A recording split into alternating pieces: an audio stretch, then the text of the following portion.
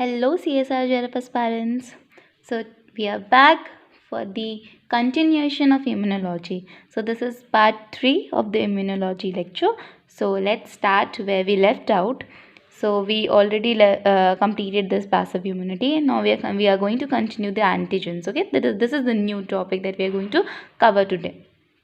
So, what is antigen? Antigen, also known as antibody generator. So, normally antigen is a foreign molecule, okay, which is responsible for activating adaptive immune response.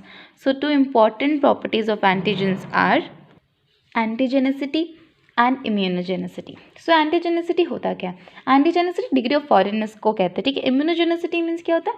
It is the complex nature and molecular weight of the antigen. Okay, तो basically कोई भी immunogenic nature किसी भी हम चीज़, किसी भी protein को या फिर किसी भी मॉलिक्यूल को हम कब बोलेंगे? जब उसका molecular weight more than 1 kilo Dalton होता है, तब उसको बोलते हैं, ठीक है. ना अगर कोई प्रोटीन मॉलिक्यूल 10 किलो डाल्टन से बड़ा है तो उसको हम बोलते हैं स्ट्रॉन्ग इम्यूनोजेनिक इन नेचर, ठीक है. एक और बात होती है कि अगर हम किसी एंटीजन को गुड एंटीजन बोलते हैं तो उसमें क्या होना चाहिए? उसमें एंटीजेनिक और इम्यूनोजेनिक नेचर होना चाहिए, दोनों होना चाहिए. जो हमारा सेल्फ एंटीजन होता है ना, वो इम्यूनोजेनिक इन नेचर होता है, देयरफॉर इम्यून रिस्पॉन्स नहीं जनरेट करता है. कंप्लीट एंटीजन जो होता है is not recognise by immune cells because specific region ही एंटीजन का रिकग्नाइज करते हैं, जिसको हम एंटीजन डिटर्मिनेंट भी कहते हैं, जिसको हम एपिटोप भी बोल सकते हैं. बेसिकली जो एंटीजन में ऐसा पार्ट, हाँ, so recognized by the immune cells. So among macromolecules, protein have maximum complexity. So they are highly immunogenic in nature. So order of complexity for macromolecule is protein. Basically, protein is more complex than carbohydrate, lipids, and nucleic acids. So this is the order of complexity of macromolecules. Okay. So after that, heteropolymers are more immunogenic than homopolymer. जैसे मैंने अभी बताया था कि अगर उसमें complexity ज़्यादा होगी तो खुद ही ज़्यादा एंटीजेनिक होगा, इम्यूनोजेनिक होगा. जैसे फॉर एग्जांपल दिस, ठीक है, ये जो एंटीजन है ये यूनिवेलेंट है बिकॉज इसमें एक ही एपिटोप है. ये जो है इसमें मल्टीपल एपिटोप हैं, तो ये मल्टीवेलेंट है. ये पॉलीवेलेंट है. Polyvalent means different type of epitope present है, तो ये और भी ज़्यादा इम्यूनोजेनिक होगा. Now, for immune reaction, antigen must be either multivalent or polyvalent in nature. I already said, okay. So, univalent or monovalent antigen do not participate in the immune reaction. So, there are two important immune reaction occurring between antigen or antibodies are precipitation and agglutination. So, हमें पता है precipitation means precipitate हो जाता है, agglutination means clump formation हो जाता है, antigen basically insoluble हो जाता है, ठीक है. नाउ अगर इम्यून रिएक्शन को टेक प्लेस करना है तो क्या क्या कंडीशंस होने चाहिए, क्या सेटिस्फाई होना चाहिए बिटवीन एंटीजन एंड एंटीबॉडी के लिए? पहली बात, एंटीजन हमने अभी देखा मल्टीवेलेंट और पॉलीवेलेंट होना चाहिए. एंटीबॉडी एटलीस्ट बायोवेलेंट होना चाहिए इन नेचर, ठीक है. सो डिफरेंट टाइप, नाउ हम देखेंगे different types of epitope present in the protein molecule are linear और कन्फर्मेशन. लीनियर मीन्स एपिटोप जो कि जो प्राइमरी अमीनो एसिड का एक सीक्वेंस प्रेजेंट होता है, ऐसे ऐसे कि this is sequence, okay. Now दूसरा जो होता है वो कन्फर्मेशन और नॉन सिक्वेंशियल एपिटोप होता है. एपिटोप हमें पता है ना, एंटीजन के ऊपर जिसको बोलते हैं, और पैराटॉप क्या बोलते हैं? जो एंटीबॉडी के ऊपर जो रीजन होता है उसको पैराटॉप बोलते हैं, ठीक है. Now it is made of residues present on the surface of functional protein molecules, ठीक है. नॉन सिक्वेंशियल एपिटोप के बारे में बात हो रही है.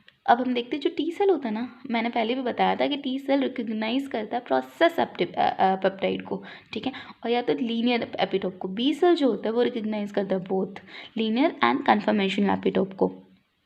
नाउ नेटिव प्रोटीन और conformation epitopes are easily recognise by B cell because they are present on the surface of the protein, ठीक है. अब एक क्वेश्चन है, अगर एंटीबॉडी रिकग्नाइज कर रहा है कन्फर्मेशन एपिटोप ऑफ टॉक्सिन को, लेकिन वो जो टॉक्सिन है वो उसको हीट कर दे, तो क्या हो जाएगा? एंटीबॉडी डीनेचर हो जाएगा एंड वो इंट्रैक्ट नहीं कर पाएगा टॉक्सिन से. तो उसका एक्सप्लेनेशन क्या होना चाहिए? बेसिकली अगर हीट होगा तो क्या होगा? डीनेचर हो जाएगा, जो कन्फर्मेशन एपिटोप है ना वो खुल जाएगा. तो इससे क्या होगा कि जो कंबाइंड है वो लीनियर हो जाएगा. तो linear epitopes are available for the antibodies, only linear epitopes are available, ठीक है. एक नोट है, पैथोजन कंटेन्स overlapping epitope, ठीक है, and antibodies cannot effectively bind with the antigens because overlapping epitope है. और overlapping epitope की वजह से क्या होता है कि पैथोजन क्लियर भी नहीं होता, दे आर नॉट क्लियर कि कौन सा पैथोजन है.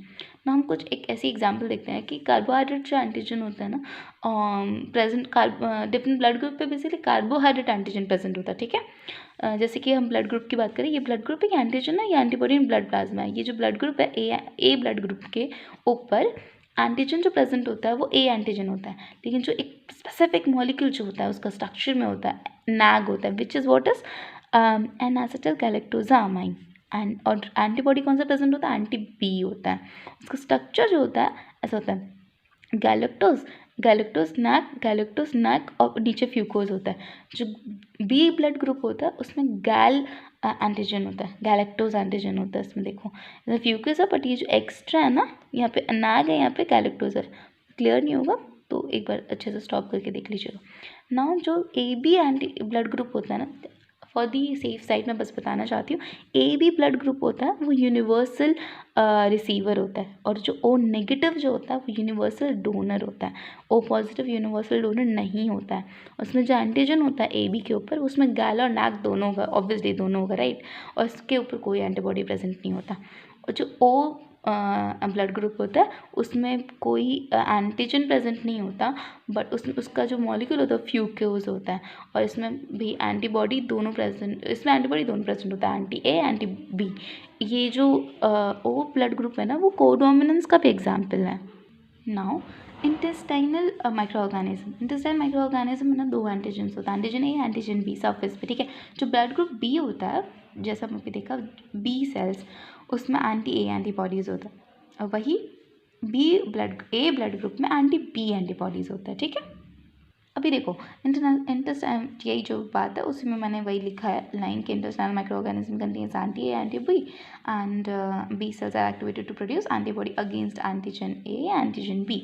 The blood group in is A. Those B cell producing anti-A antibodies are not selected. Therefore, the individual only produce anti-B antibodies. During blood group transfusion, donor RBC should not be rejected by the recipient immune response. So basically ये जो blood transfusion होता है ना उसमें कुछ कुछ problems होती हैं। अब छोटी सी इन्फॉर्मेशन है, पॉलीक्लोनल एंटीबॉडी क्या होता है, मोनोक्लोनल एंटीबॉडी क्या होता है। पॉलीक्लोनल एंटीबॉडी जनरेटेड होता है always generated in which different kind of antibody in our body to recognise different type of epitope. Simple कि हमारे डिफरेंट एंटीबॉडी होते हैं जो कि डिफरेंट एपिटोप को रिकॉग्नाइज कर सकेंगे, ठीक है।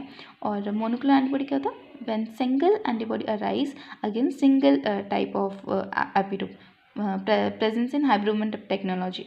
जब आप हाइब्रोडोमा टेक्निक पढ़ेंगे ना उसमें हम देखेंगे मोनोक्लोनल एंटीबॉडीज कैसे जनरेट होते हैं, ठीक है। बेसिकली कुछ नहीं होता कि एंटीबॉडी वो basically single kind of epitope को ही रिकॉग्नाइज कर पाएंगे, इसलिए बोलते हैं इसको मोनोक्लोनल एंटीबॉडी। अब देखते हैं हैप्टेंस क्या होता है। ऑल इम्यूनोजन जो होते हैं are antigen, but all antigen are not immunogen, ठीक है। इस लाइन को याद कर लेना, वापस मैं बोल रही हूँ। ऑल इम्यूनोजन जो होता है वो एंटीजन होता है, but all antigen is not immunogen. अब देखते हैं हैप्टेंस क्या होता है। बेसिकली हैप्टेन क्या होता है, हैप्टेन एंटीजेनिक होता है बट नॉन इम्यूनोजेनिक मॉलिक्यूल होता है। तो इसमें क्या होता है, अब नॉन इम्यूनोजेनिक तो ऑब्वियसली जो मॉलिक्यूलर वेट है वो 1 किलो डाल्टन से कम हो गया है ना, स्मॉल मॉलिक्यूल का, इसकी एक्टिवेट नहीं कर पाता है एडेप्टिव इम्यून रिस्पॉन्स को। For example antibiotics, drugs, 2,4-DNP ये सब, ठीक है।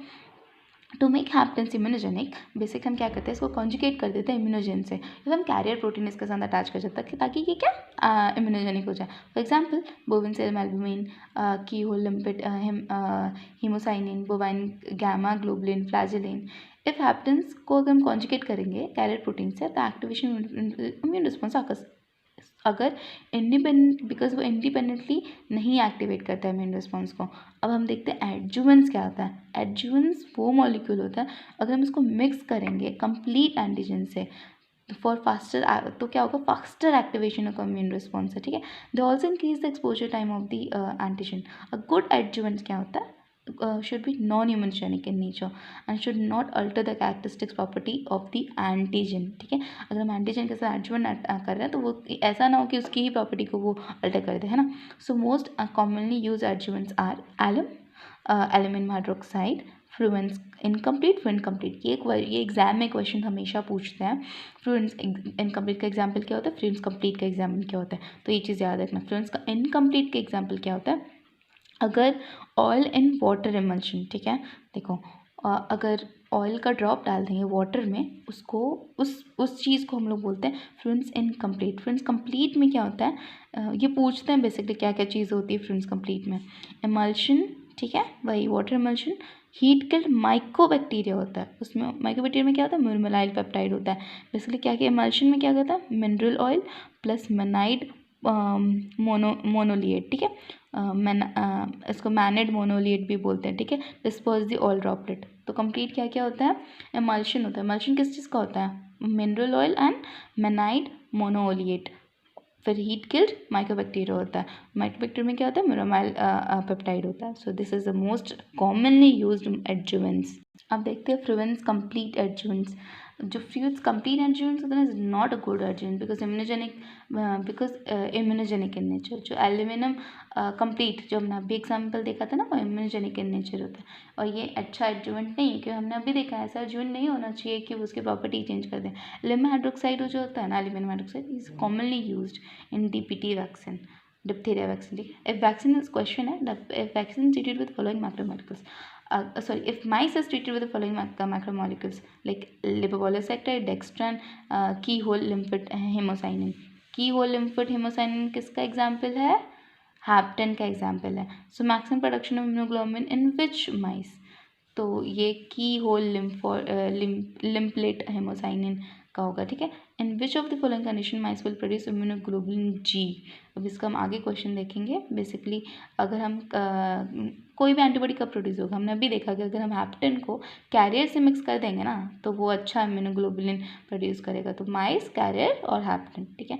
अब ये स्ट्रक्चर है एंटीबॉडी का, बेसिकली हम नेक्स्ट लेक्चर में देखेंगे एंटीबॉडी कब, जितना स्ट्रक्चर है, जितना टाइप है, वो नेक्स्ट वीडियो में देखेंगे। Till that keep revising, keep preparing, happy learning, all the best.